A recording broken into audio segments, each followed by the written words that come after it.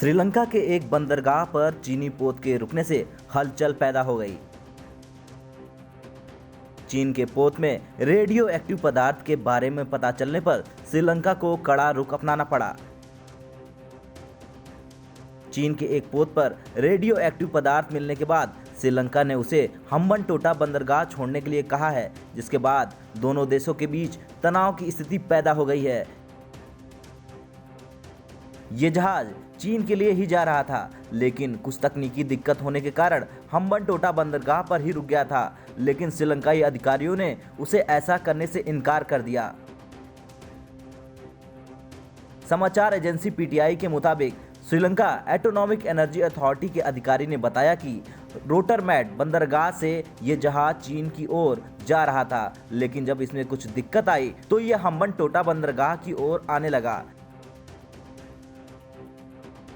जब जहाज को बंदरगाह में प्रवेश दिलवाया जा रहा था, तब जहाज द्वारा अंदर मौजूद रेडियो एक्टिव पदार्थ के बारे में सटीक जानकारी नहीं दी गई।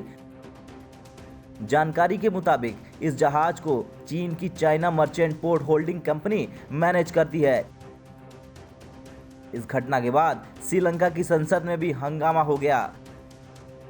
श्रीलंकाई विपक्षी पार्टी के नेता ने संसद में कहा कि जब चीनी जहाज हम्बनटोटा पोर्ट पर पहुंचा तो तब श्रीलंकाई नेवी को उसकी जांच नहीं करने दी गई, जबकि पोर्ट की सुरक्षा की जिम्मेदारी नेवी के पास ही है। ना ही नेवी को जहाज में मौजूद रेडियो एक्टिव पदार्थ के बारे में बताया गया। पोर्ट पर लदा रेडियो एक्टिव पदार्थ यूरेनियम हेक्साफ्लोराइड परमाणु ऊर्जा संयंत्रों में ईंधन का काम करता है। यूरेनियम हेक्साफ्लोराइड को खतरनाक पदार्थ माना जाता है। इस पदार्थ को आमतौर पर एक देश से दूसरे देश में भेजा जाता है, लेकिन श्रीलंका के नियमों के अनुसार इसके लिए पूर्व में इजाजत लेना आवश्यक है। गौरतलब है कि चीन और श्रीलंका के बीच पहले ही कोलंबो पोर्ट सिटी को लेकर बवाल चल रहा है। श्रीलंकाई सरकार ने चीन के साथ समझौता किया था, जिसके तहत कोलंबो पोर्ट सिटी को चीन को डेवलप करना था, लेकिन श्रीलंका में इसका भारी विरोध हुआ। विपक्ष सुप्रीम कोर्ट तक जा पहुंचा था।